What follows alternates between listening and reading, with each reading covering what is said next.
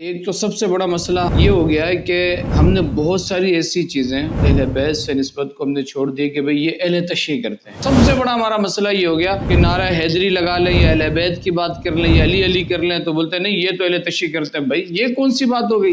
آج ہمیں اس فرقہ واریت سے نکل کر لسانیت سے نکل کر کچھ سوچنے اور سمجھنے کی ضرورت ہے۔ 18 ذی الحج کو غدیر خم کے مقام پر حضور علیہ السلام نے صحابہ کے ہجوم پر عالی شان تقریر فرمائی۔ حضور علیہ السلام نے خطبہ ارشاد فرمایا میں تمہارے درمیان دو بھاری چیزیں چھوڑے جا رہا ہوں، قرآن اور اہل بیت۔ جب تک تم ان دو چیزوں سے جڑے رہو گے، ان سے اپنے تعلق کو مضبوط رکھو گے تو گمراہ نہیں ہوگے، ہمیشہ کامیاب رہو گے، فلاح میں رہو گے۔ ایک مسلمان نہ قرآن سے دور ہو سکتا ہے نہ اہل بیت سے دور ہو سکتا ہے۔ حضور نے فرمایا قرآن اور اہل بیت کبھی جدا نہیں ہوگی یہاں تک کہ یہ دونوں میرے پاس اکٹھے حوض کوثر میں مجھ سے ملیں گے۔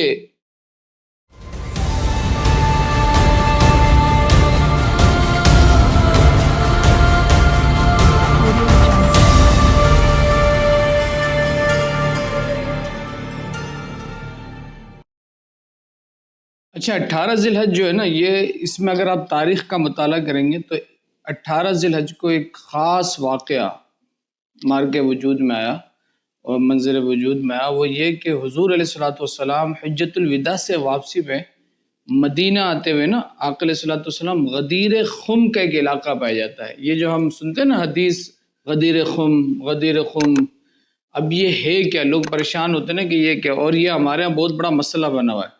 اہل سنت اور اہل تشیع کے درمیان یہ جو ہے نا ایک عجیب وجہ افتراق بنا ہوا ہے، اور ہم لوگوں نے اس معاملے کے اندر جو ہے افہام و تفہیم کے بجائے چیزوں کو سلجھانے کے بجائے ہم زیادہ الجھاتے ہوئے چلتے چلے جا رہے ہیں۔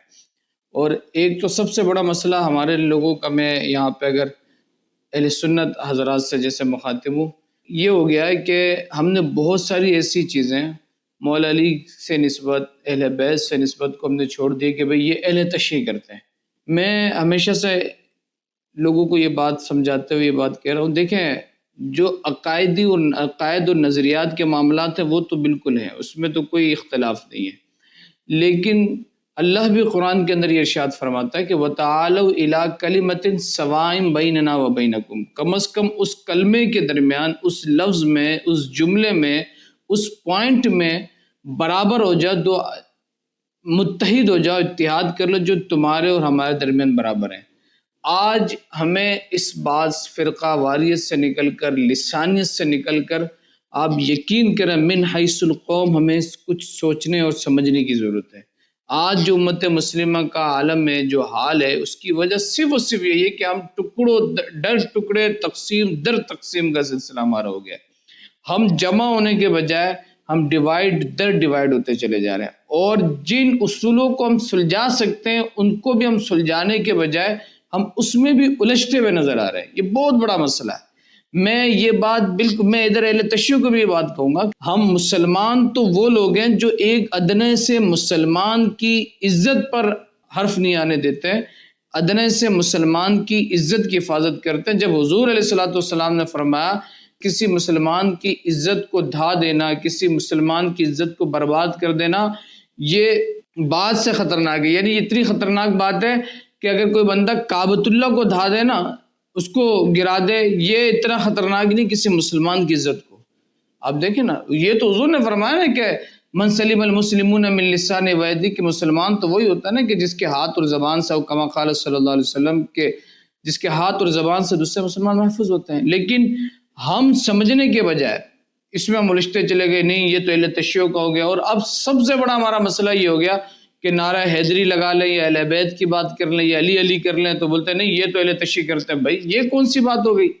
میں ہمیشہ سے لوگوں کو ایک بات کہتا ہوں کہ اگر آپ کے گھر میں کوئی قبضہ کر لے، کوئی بندہ آپ کے گھر میں قبضہ کر لے، اب آپ کیا اس کو کیا کہیں گے؟ تو کیا اس کو کہیں گے یار اب تم نے میرے گھر میں قبضہ تو کر لیا ہے، اب ایسے کرو میں الماری سے لیز کے فائل نکال کے لاتا ہوں، اس مکان کے کاغذات نکال کے لاتا ہوں، قبضہ تو تمہارا ہو ہی چکا ہے، کاغذات بھی میں تمہیں دے دیتا ہوں، کاغذات بھی میں تمہارے حوالے کر دیتا ہوں۔ کوئی عقل مند ایسا کام کرتا ہے؟ بالکل بھی نہیں کرتا ہے۔ اب ہم نے مولا علی اہل بیت کی گفتگو کرنے کے بجائے ہم نے کہا کہ یار اہل تشیع بارے میں گفتگو کر، پورے اہل بیت کو ان کے حوالے کر دو معاذ اللہ. یہ کون سا طریقہ کام، یہ کون سا طریقہ ہے؟ اور معذرت کے ساتھ کچھ لوگوں کا تو یہ مسئلہ ہو گیا کہ اہل بیت کے ذکر سے، مولا علی کے ذکر سے ان کو چڑھانے لگ گئی ہے. یہ بھی بڑا مسئلہ ہو گیا. تو 18 ذی الحج کو یہ موقع غدیر خم ایک مقام ہے. غدیر خم کے مقام پر حضور علیہ الصلوۃ والسلام نے صحابہ کے ہجوم پر ممبر سجا کر حضور علیہ الصلوۃ والسلام نے ایک عالی شان تقریر فرمائی. حضور علیہ الصلوۃ والسلام نے ایک خطبہ ارشاد فرمایا. اچھا کچھ لوگ اس حدیث کے انکاری ہو گئے. وہ حدیث مشہور حدیث ہے، من کنت مولا فاز علی مولا، من کنت مولا فعلی مولا، او کما قال صلی اللہ علیہ وسلم. اچھا یہ حدیث اپنے ترک کے حوالے سے، اپنی اسناد کے حوالے سے بڑی منفرد حدیث ہے، اور یہ حدیث متواتر ہے. یہ میں آپ کو بات بتاؤں، اس حدیث کے متن میں، اس حدیث کے ترک میں کسی حوالے سے اس کی سند میں شک ہی نہیں ہے. کیوں؟ کیونکہ یہ تواتر کے ساتھ یہ حدیث ہے. اس کی اگر ترک کی خصوصیت بیان کریں تو آپ یہ دیکھیں کہ یہ وہ واحد حدیث ہے جس کو 50,000 سے زائد صحابہ نے سنا. اور دوسری بات ہے کہ یہ حدیث 30 سے زائد صحابہ نے روایت کیا، اور 30 سے زائد صحابہ نے روایت کیا. اس میں سب سے بڑی بات یہ ہے کہ 10 صحابی وہ ہیں جو کہ عشرہ مبشرہ ہے. 10 صحابی اس میں وہ ہیں جو کہ عشرہ مبشرہ ہے. اس کی تیسری اگر اس کی سند کی، اس حدیث کی آپ خصوصیت دیکھیں تو اس حدیث کو بیان کرنے والے 9 وہ ہستیاں ہیں جو حضور علیہ الصلوۃ والسلام کی ازواج مطہرات ہیں. اس طرح کی خصوصیت کسی دوسری حدیث میں آپ کو نہیں ملے گی. اور پھر 86 سے زیادہ تابعین نے اس حدیث کو مختلف طرق سے نقل کیا.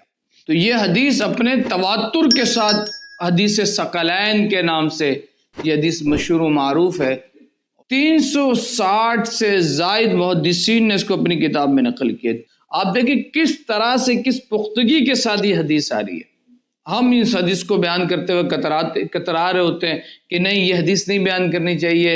اگر کوئی بیان کر بھی رہا ہو تو خوش دلی کے ساتھ نہیں کرتا، سینے کو چوڑا کر کے نہیں کر رہا ہوتا. قرآن کے اندر حکم دیا گیا کُلَّ أَسْأَلُكُمْ عَلَيْهِ أَجْرًا إِلَّا الْمَوَدَّةَ فِي الْقُرْبَى. پھر میں کہہ رہا ہوں ہم اہل بیت سے محبت کرتے ہیں، تمام صحابہ کا ادب کرتے ہیں، تمام صحابہ کا ادب کرتے ہیں. اور اہل تشیع سے بھی ہم یہی بات کہیں گے کہ جب ایک عام انسان مسلمان کا ادب کرنے کا ہمیں حکم دیا گیا تو یار ادنا سے ادنا صحابی ہوں تو ان کا بھی ہمیں ادب و احترام کرنا. آپ کسی صحابی کے بارے میں شب و شتم خدا را نہ کریں. آپ قوم کو توڑنے کی کوشش نہ کریں، قوم کو جوڑنے کی کوشش کریں برائے مہربانی. آپ دیکھیں کتنے ترک سے یہ حدیث مروی ہے. ابھی میں حدیث کے اس مفہوم کی طرف نہیں آیا، میں ابھی صرف حدیث سے ثقلین کی اہمیت آپ کے سامنے اجاگر کرنے کی کوشش کر رہا ہوں کہ یہ حدیث کتنے محدثین نے ذکر کیا، اور اس حدیث کی کتنی خصوصیت ہے، کتنی اہمیت ہے، کتنے محدثین اس کو ذکر کر رہے ہیں، اور جو کہ تواتر کے درجے پہ پہنچ گئی ہے. اس حدیث کو نقل کرنے والے، اس حدیث کو بیان کرنے والے حضرت زید بن ارقم رضی اللہ تعالیٰ عنہ. صحابہ آپ کی بارگاہ میں آئے، عرض کیا کہ آپ اس درجے کے اصحاب میں سے ہیں، آپ اس درجے کے صحابی میں سے ہیں جو السابقون الاولون ہیں. صحابہ میں بھی درجے ہیں نا، کچھ وہ صحابی ہیں جو سابقون الاولون ہیں، کچھ مہاجرین ہیں، کچھ انصار ہیں، کچھ والذین اتبعوہم بإحسان کے درجے میں. یہ درجہ بندی ہے رب نے قرآن کے اندر صحابہ میں بیان کی. تمام صحابہ ایک درجے کے نہیں ہیں، کچھ کا مقام افضل ہے، کچھ عشرہ مبشرہ ہے، کچھ بدر سے پہلے ہیں، کچھ بدر کے بعد کے صحابہ ہیں، کچھ انصار میں سے ہیں، کچھ مہاجرین میں سے. آپ کے پاس جو جماعت آئی انہوں نے کہا کہ آپ السابقون الاولون میں سے. کوئی ایسی حدیث ہمیں سنائیں جو آپ نے خود حضور صلی اللہ علیہ وسلم سے سنی ہو. آپ فرماتے ہیں کہ اس وقت آپ کی عمر ہو چکی تھی. آپ نے کہا میرا حافظہ بھی اتنا مضبوط تھا، لیکن ایک حدیث سناتا ہوں، اور وہ یہ کہ حضور علیہ الصلوۃ والسلام حجۃ الوداع سے واپسی پر مدینے جاتے ہوئے ایک مقام جس کو مقام غدیر خم کہا جاتا ہے، غدیر خم کے مقام پر حضور علیہ الصلوۃ والسلام رکے. آقا علیہ الصلوۃ والسلام کے اصحاب رکے. حضور علیہ الصلوۃ والسلام کے لیے ایک ممبر سجایا گیا. حضور کے لیے ممبر سجایا گیا، حضور علیہ الصلوۃ والسلام اس ممبر پہ آپ تشریف فرما ہوئے، پھر آپ نے لوگوں کی طرف مخاطب ہو کے ایک عالی شان خطبہ دیا، اور حضور نے فرمایا انی تارکن فی امرین الثقلین، حضور نے فرمایا اے لوگو میں اپنے بعد دو چیزوں تمہیں چھوڑے جا رہا ہوں، دو بھاری چیزیں تمہارے درمیان چھوڑے جا رہا ہوں، میں بھی اللہ کی بارگاہ میں چلا جاؤں گا، تو اب میرے بعد کیا ہوگا؟ تو فرمایا میں تمہارے درمیان دو بھاری چیزیں چھوڑے جا رہا ہوں، دو بھاری چیزیں چھوڑے جا رہا ہوں، فرمایا لن تضلوا ان تمسکتم بہما، اگر تم لوگوں نے ان دونوں کے دامن کو تھامے رکھا تو کبھی گمراہ نہیں ہوگے۔ اللہ کہا اس کے دامن سے چمٹے رہے، اس سے اپنے آپ کو وابستہ رکھا، اس سے جدا نہیں ہوئے کسی آن، ان دو چیزوں، یہ جو دو بھاری چیزیں، یہ دو چیزیں میں جو تمہارے درمیان چھوڑے جا رہا ہوں، اس سے اپنے آپ کو دور نہ کیا تو کبھی گمراہ نہیں ہوگے، اس سے چمٹ کے رہو گے تو کبھی گمراہ نہیں ہوگے، ہدایت یافتہ رہو گے۔ پھر فرمایا وہ دو چیزیں کیا ہیں؟ حضور علیہ الصلوۃ والسلام، یعنی آپ یہ سمجھیں کہ حضور فرما رہے کہ میں دو تحفے تمہیں دے کے جا رہا ہوں، دو تحفے۔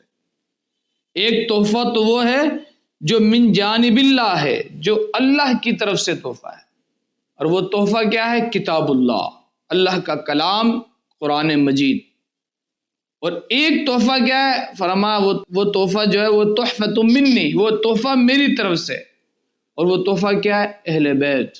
حضور نے فرمایا کتاب اللہ و اہل بیت عطرتی، میری اہل بیت، یہ دو چیزیں، یہ دو بھاری چیزیں میں تمہیں دے کے جا رہا ہوں، جب تک تم ان دو چیزوں سے جڑے رہو گے، ان سے اپنے تعلق کو مضبوط رکھو گے، ان سے اپنی محبت کو دائمی اور مضبوط اور منجمد رکھو گے تو گمراہ نہیں ہوگے، ہمیشہ کامیاب رہو گے، فلاح میں رہو گے۔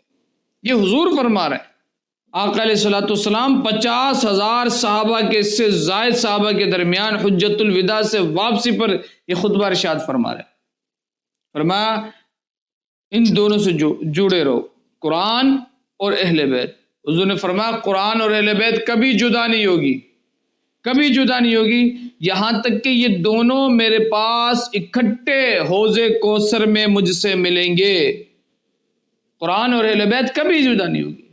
دیکھیں قرآن یہ نظام ہے، اصول ہے، اور اصول پر عمل کرنے والے رجال ہوتے ہیں، عمل کروانے والے کون ہوتے ہیں؟ رجال اللہ۔ اس کا مطلب ایک قانون ہمیں ملا، وہ اللہ کی کتاب کی صورت میں، اب قانون پر عمل کروانے والے جو لوگ ہیں جن کے پیچھے چل کر ہم اس قانون پر عمل کر سکتے ہیں، وہ رجال اللہ کی صورت میں اہل بیت ہیں۔ اور اسی لیے حضور نے فرمایا کہ جب تک تم ان دونوں سے جڑے رہو گے تو کبھی بھی گمراہ نہیں ہوگے، شرط یہی ہے کہ ان سے جڑے رہو، ان سے اپنے تعلق کو مضبوطی کے ساتھ تھامے رکھو۔ یہ حدیث ثقلین ہے۔ حضور علیہ الصلوۃ والسلام نے پھر فرمایا اے لوگو کیا تم جانتے ہو نا کہ میں مومنوں کی جانوں سے سب سے زیادہ قریب ہوں؟ حضور فرما رہے ہیں کیا اے لوگو کیا تم اس بات کی گواہی دیتے ہو؟ کیا تمہیں اس بات کا علم ہے؟ کیا تم جانتے ہو کہ میری جان میں مومنوں کے جانوں سے زیادہ قریب ہوں؟ اللہ نے قرآن میں بھی فرمایا نبی اولا بالمؤمنین من انفسہم وازواجہم وامہاتہم۔ صحابہ نے فرمایا قالوا بلا، کیوں نہیں یا رسول اللہ، بالکل ایسے ہی بات ہے، ہم اس بات کی گواہی دیتے ہیں۔ پھر حضور نے فرمایا اے لوگو کیا تم اس بات کی گواہی دیتے ہو، اس بات کو جانتے ہو، اس بات کا علم ہے، کیا اس بات کی شہادت دیتے ہو کہ میں حاکم ہوں تمہارے جانوں کا؟ وما کان اللہ لیطلعکم علی الغیب، کیا تم اس بات کی جانتے ہو، اس بات کی شہادت دیتے ہو، گواہی دیتے ہو کہ میں تمہاری جانوں کا حاکم ہوں؟ صحابہ نے فرمایا قالوا بلا، کیوں نہیں یا رسول اللہ صلی اللہ علیہ وسلم۔ پھر حضور نے فرمایا کیا تم اس بات کی گواہی دیتے ہو، کیا اس بات کو جانتے ہو، کیا اس بات کی شہادت دیتے ہو کہ میں تم سب جانوں کا ولی ہوں؟ النبی اولا بالمؤمنین من انفسہم۔ صحابہ نے کہا کیوں نہیں یا رسول اللہ۔ تو پھر حضور علیہ الصلوۃ والسلام نے اخذ بید العلی، حضور علیہ الصلوۃ والسلام نے مولا کائنات امام المشارق والمغارب، مولا کائنات مولا علی مشکل کشا رضی اللہ تعالی عنہ کا دست مبارک ہاتھ پکڑا اور بلند کر کے فرمایا لوگوں سن لو، من کنت مولا فہذا علی مولا، من کنت مولا فہذا علی مولا۔ اتنی لمبی تقریر کرنے کے بعد، افادیت اہمیت کو اجاگر کرنے کے بعد، لوگوں سے گواہی لینے کے بعد حضور علیہ الصلوۃ والسلام نے علی کا ہاتھ پکڑا اور ہاتھ پکڑ کر فرمایا من کنت مولا فہذا علی مولا، میں جس کا مولا ہوں علی بھی اس کے مولا ہے۔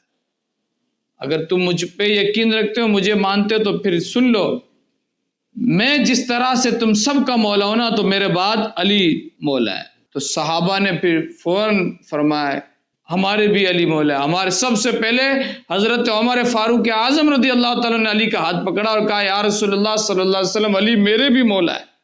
صحابہ نے اس طرح سے علی کے متعلق کہا کہ علی میرے مولا ہے، علی میرے۔ پھر حضور علیہ الصلوۃ والسلام نے دونوں ہاتھوں کو بلند کیا اور بلند کرنے کے بعد اللہ کی بارگاہ میں عرض کرنے لگے یا اللہ، جو علی کو ولی مانے تو اس کا ولی بن جا، جو علی کو ولی مانے تو اس کا ولی بن جا، جو علی سے دوستی کرے مولا تو اس سے دوستی فرما، جو علی کو دشمن سمجھے، جو اس کا دشمن ہو جائے مولا تو اس کا دشمن بن جا، مولا جو علی کا مددگار ہو تو اس کا مددگار بن جا، جو علی سے محبت کرے مولا تو اس سے محبت فرما، اور جو علی کو برا جانے مولا تو اس کو ذلیل کر دے۔ فرمایا جو اس سے محبت کرے مولا تو بھی اس سے محبت فرما۔ یہ ہے وہ معاملہ جو غدیر خم کے موقع پر حضور علیہ الصلوۃ والسلام نے جو نصیحت فرمائی، جو خطبہ ارشاد فرمایا، جو بیان فرمایا، یہ ہے پورا، یہ جو میں نے آپ کے سامنے تفصیل کے ساتھ غدیر خم بیان کیا۔ اب مجھے بتائیں، اہل ایمان کو نہیں چاہیے کہ بیان کرے؟ بالکل بیان کرنا چاہیے، لیکن اس کا یہ بالکل مطلب نہیں ہے کہ اس کو بیان کر کے کسی صحابی کی تنقیص کی جائے، نہیں بھئی مولا علی کی تو اپنی شان ہے، بالکل اس میں کوئی شک کی بات نہیں ہے۔ اس سے بڑھ کر آپ کی کیا شان ہے کہ حضور علیہ الصلوۃ والسلام نے آپ کو اہل بیت میں شامل فرمایا، بس بات ختم ہوگی۔ لیکن ہمارے یہاں کچھ کہتے ہیں نہیں یہ نہیں بیان کرنا چاہیے، اہل تشیع بیان کرتے ہیں۔ وہ میرے بھائی یہ کیوں، کون سی بات ہوگی؟ وہ کھانا کھاتے تم بھی کھانا نہیں کھاؤ، وہ اللہ اور اس کے رسول کو مانتے تم بھی پھر نہیں مانو، کیونکہ وہ بھی تو اللہ اور اس کے رسول سے محبت کرتے ہیں، مانتے ہیں۔ ہم کب ان چیزوں سے باہر نکلیں گے؟ دیکھیں ان کے جو برے عقائد ہیں، جو قرآن و حدیث کے خلاف ہیں، جو حد کفر کو پہنچے ہوئے ہیں، ان کی میں بات نہیں کر رہا۔ ہمیں علی کی محبت، اہل بیت کی محبت کے حوالے سے اگر ہم بات کریں اور ہمیں پھر یہ کہہ دیا جائے کہ یہ رافضی ہو گیا، یہ خارجی ہو گیا، آج ہمارے پوری قوم کا یہ مسئلہ تو بنا ہوا ہے۔ یہی تو وجہ ہے کہ آج ہماری قوم کا کیا حال ہے، آج ہمارے لوگوں کا کیا حال ہے، در در کی ٹھوکریں کھا رہے۔ اس کی وجہ یہی کہ ہم نے اپنی ڈائمنشن نہیں بنائی، ہمیں کرنا کام کیا کرنا وہ ہمیں پتہ ہی نہیں ہے۔ آج اگر قوم ایک پیج میں جمع ہو جائے اور محبت اہل بیت میں، محبت رسول میں، کم از کم اس معاملے میں جو سب کے درمیان مشترک ہے، جمع ہونے میں کیا حرج ہے یار؟ یہ دونوں کی طرف کی میں بات کر رہا ہوں۔ ہم اس حدیثوں کو بیان کرنے والے کو فسادی سمجھے، ہم سمجھیں کہ اہل تشیع ہو گیا، یہ اس طرح سے نہیں۔ اور کوئی یہ بھی مطلب نہ لے کہ اس حدیث کا مطلب یہ ہو گیا کہ نہیں معاذ اللہ کسی کی شان گھٹانا ہے یا خلافت کا معاملہ، نہیں بھائی، حضور نے فرمایا من کنت مولا فہذا علی مولا، بس یہ حدیث سے ثقلین ہے۔ ایک مسلمان نہ قرآن سے دور ہو سکتا ہے، نہ اہل بیت سے دور ہو سکتا ہے، یہ بات یاد رکھیں۔ ہمارا ایک طبقہ وہ ہے جو اہل بیت کا ترجمہ یہ کر دیتا ہے کہ سنت رسول اللہ صلی اللہ علیہ وسلم۔ اور میرے بھائی حضور نے فرمایا اہل بیت، حضور نے فرمایا اطرتی، میری اطرت، یہ حضور نے فرمایا، یہ اللہ فرما رہا ہے حضور سے، اے محبوب آپ فرمائیں ان کو قل لا اسألکم، یار یہ آیت کمال کی آیت اگر ہم سمجھے تو اللہ فرما رہا ہے، اے محبوب آپ فرمائیں لا اسألکم، میں تم سے کچھ نہیں مانگتا، کوئی سوال نہیں کرتا، اتنی میں نے محنت کی، تمہیں تاریکیوں سے، اندھیروں سے، کفر سے نکالا، میں تم سے کوئی اجرت نہیں مانگ رہا، کوئی گھر نہیں مانگ رہا، کوئی بنگلہ نہیں مانگ رہا، کوئی سونا نہیں مانگ رہا، کوئی چاندی نہیں مانگ رہا۔ اچھا حضور تو کچھ مانگ بھی نہیں رہے، اللہ فرما رہا ہے کہ یہ آپ کہیں، یہ میں کہہ رہا ہوں کہ آپ نے کوئی سوال نہیں کیا، لیکن ایک بات کہہ رہا ہوں الا المودۃ فی القربى، آپ ان کو کہیں کہ میری اہل بیت سے محبت رکھنا، میری اہل بیت سے ٹوٹ کے پیار کرنا، میری اہل بیت کی خدمت کرنا۔ تقریباً محدثین نے لکھا کہ جب پوچھا گیا، حضرت عبداللہ بن عباس نے پوچھا یا رسول اللہ آپ کی اہل بیت سے کون مراد ہے؟ اس میں کوئی شک کی بات نہیں کہ ازواج مطہرات کو بھی اہل بیت میں شمار کیا گیا، لیکن اس حدیث کے تحت جو مفسرین محدثین نے لکھا اور جن کو بالخصوص نومینیٹ کیا، جن کو بالخصوص گنوایا، وہ کون لوگ تھے؟ حضور علیہ الصلوۃ والسلام کی حدیثیں موجود ہیں۔ فرمایا جب پوچھا یا رسول اللہ کون اہل بیت، تو فرمایا علی، فاطمہ، حسن، حسین اور میں۔ تو یہ پورا غدیر خم جو اعلان غدیر خم جو ہے اور محبت اور اعلان ولایت علی ہے، یہ کیا ہے؟ مولا علی کی ولایت کا جو اعلان ہے وہ میں نے آپ کے سامنے بیان کیا، اور کس طرق کے ساتھ یہ معاملہ ہوتا ہے۔ اللہ کریم ہمیں اور ہماری نسلوں کو اہل بیت کی دائمی محبت عطا فرمائے۔